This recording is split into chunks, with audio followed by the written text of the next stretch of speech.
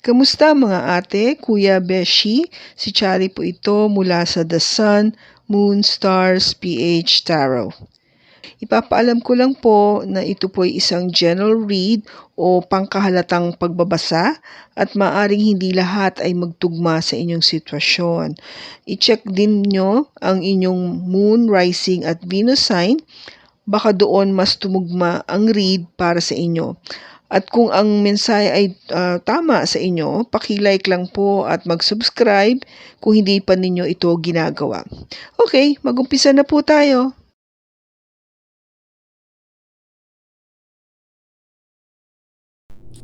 Hello po mga ate, kuya, beshis. Kamusta na po kayo? Andito ulit ako si Chari para gumawa ng another reading. And this is for the sign of Libra, Sun, Moon, Rising, and Venus. And of course, welcome po yung mga cross-watchers ni Libra at yung mga bago po nating mga viewers. Sana po naging okay ang iyong araw o yung ito pong linggo na to. Okay po kayo?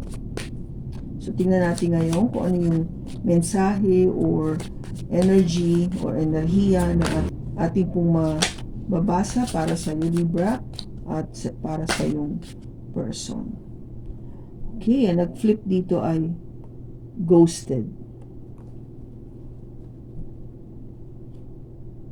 Oh, actually, may isa pa pala.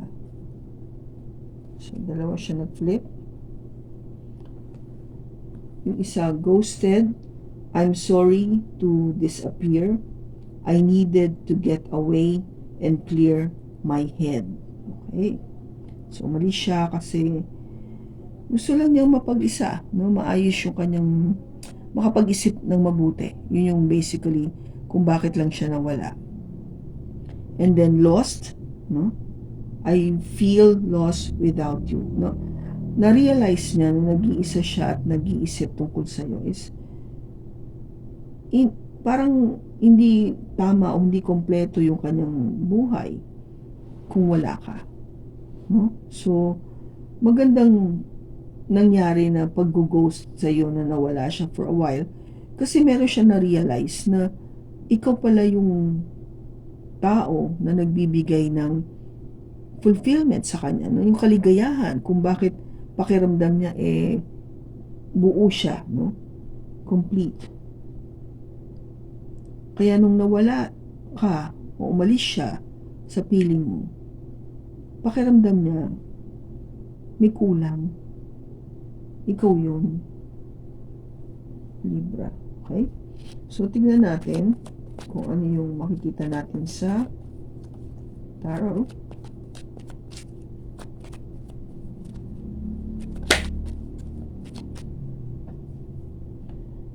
The King of Pentacles, the Wheel of Fortune, the Two of Pentacles, the Three of Wands, and the Five of Cups. Bottom niya is the Page of Cups. Okay, so Libra, yung nakaraan, no? You might be dealing with an earth sign, Taurus, Virgo, or Capricorn, or meron siya nito sa kanyang chart.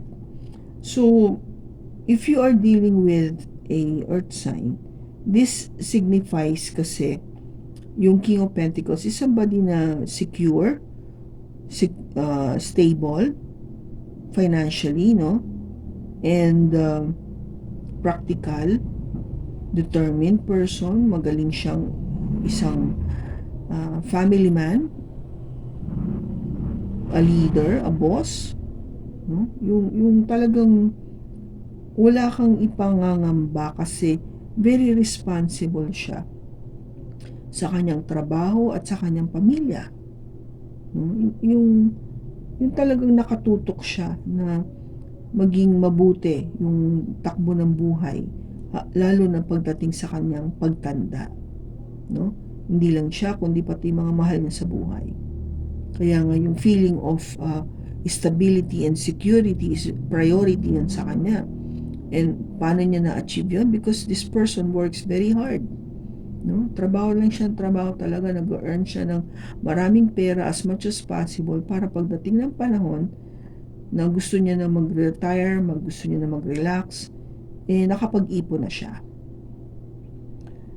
Ngayon, ano yung nagiging challenge? No? I think things have changed. Gumugulong kasi ang kapalaran natin. Sabi nga niya, yung gulong ng palad ay umiikot.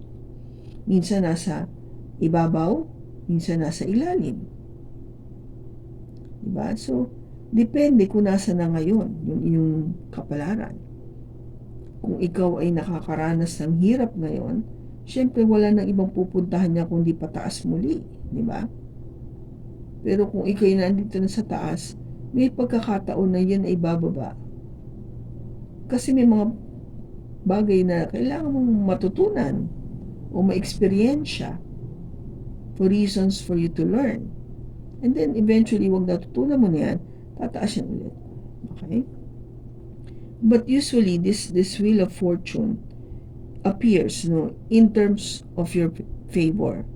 Pabor sa'yo. So kung meron ka mang parang dinadasal na sana mabago na yung buhay ko, ito yun. Parang sinasabi niya na sana magkaroon na nga ng change. No? Yung action na dapat mong gawin kasi is maging decisive. No? Sigurado ka, hindi yung ganitong parang isang araw oo, isang araw hindi.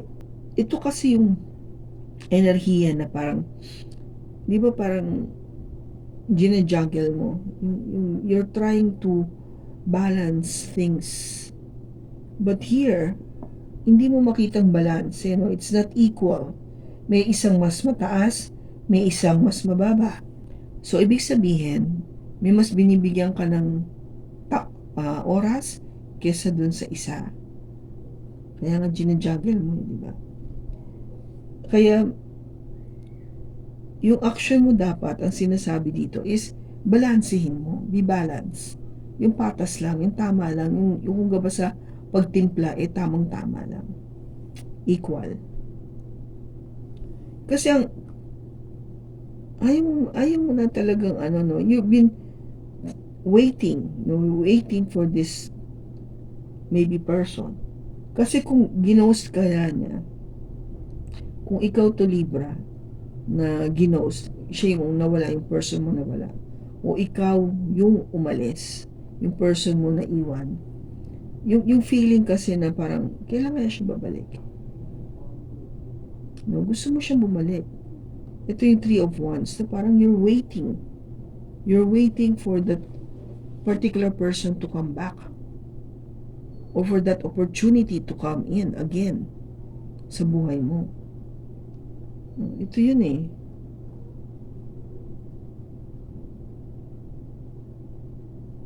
Bakit mo ginagawa yon? Kasi, di ba, yung magiging outcome kasi nga is, I think the feeling of loss, this is a feeling of loss, the 5 of Cups.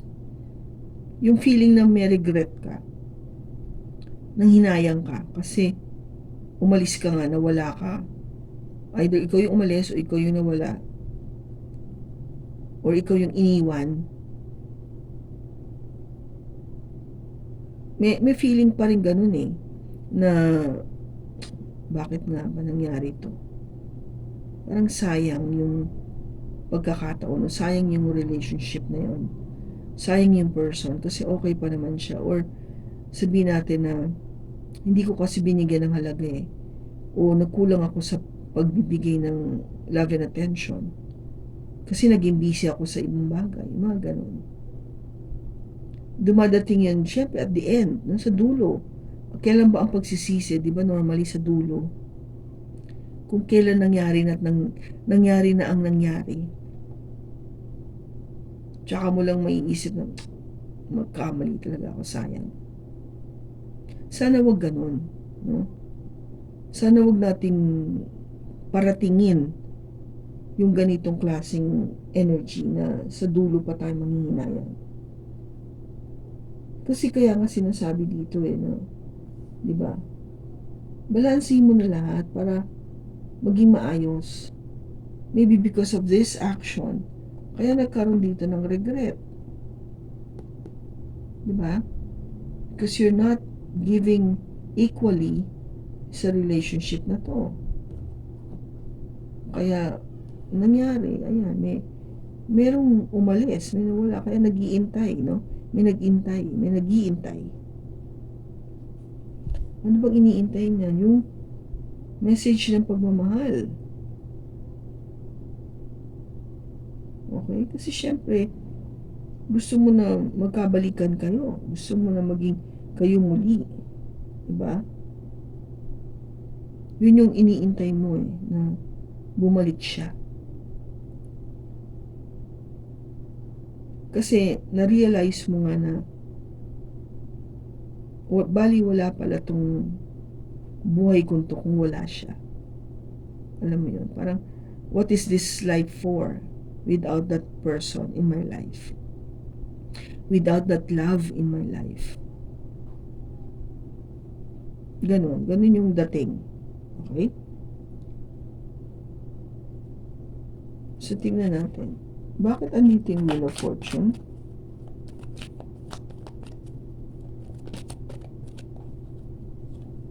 We have the Ace of Cups, the Chariot, and Death.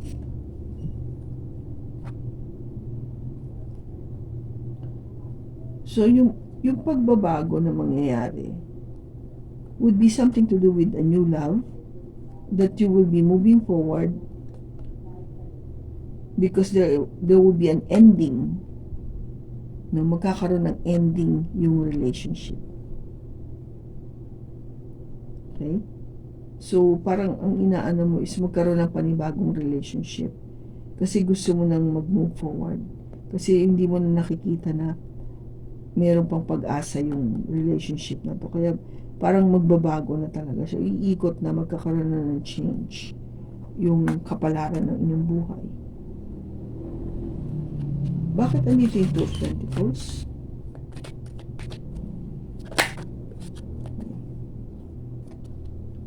Bakit andito yung Two of Pentacles? We have the Ace of Swords, the Seven of Pentacles, and the Star. Something na hindi mo mabalance is about, of course, communication. Waiting for that fruit to come. Yung alam mo yung nag-invest ka na matagal ka na nag-iintay, but somehow you don't see yung wish fulfillment. Kaya parang hindi mo makita yung hindi ka sure. In other words, you're not sure about this. Kaya nga, di ba sinasabi na you have to speak yourself. You have to speak out the truth. Magsalita kayo, mag-usap kayo. Para nga, yung pakiramdam mo na matagal ka na nag-invest sa relationship na to, magkaroon ng katuparan. No? Hindi yung pakiwari mo parang hindi mo na maintindihan kung ano na nangyayari. Bakit andito yung Five of Cups?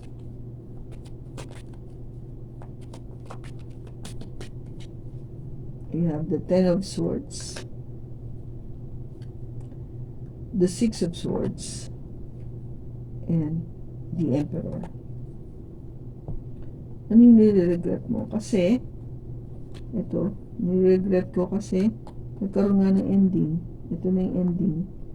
Ending lahat ng napag-usapan, nasabi, at yung pagkakataon na makapag-usap kayo ng tahimik para maayos nyo to with the Emperor to establish again yung yung relationship para maging mas maayos again.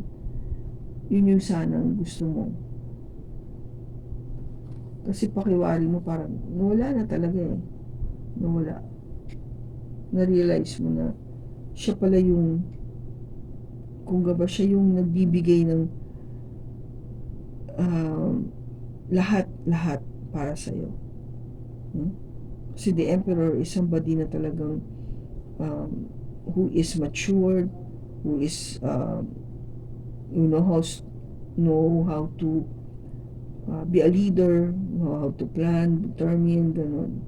Strong, di ba? Yun yung mga ano na yan, characteristics na alam mong nawala kasi nga may nag-ending. Okay? So, tanong natin, magkakabalikan ba kayo? Magkakabalikan ba kayo?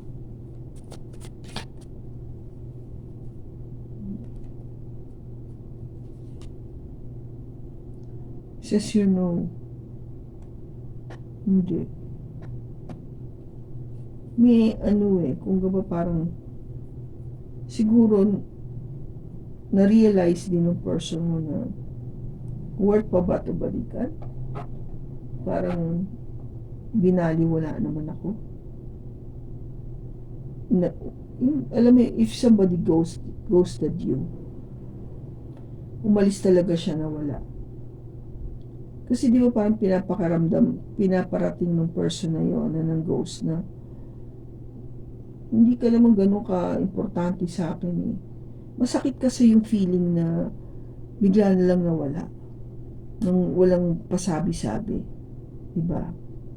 Hindi man lang nagparating ng, hey, I'm sorry na hindi ko na kaya or dapat mag-split na tayo kasi ganito. Kasi biglang walang words na to express kung bakit niya ginawa yun. Parang it left you to be wondering why. Why? Anong mali ko?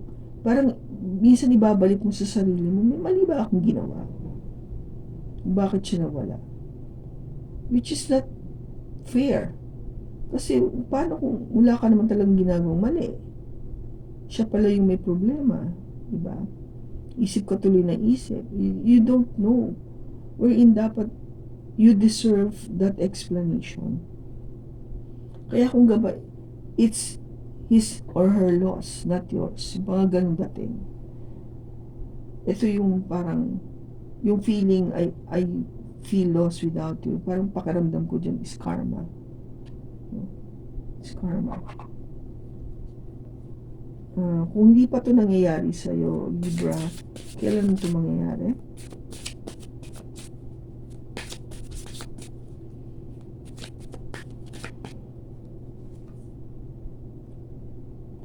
Around May, so next year. Kasi tapos na tayo, di ba?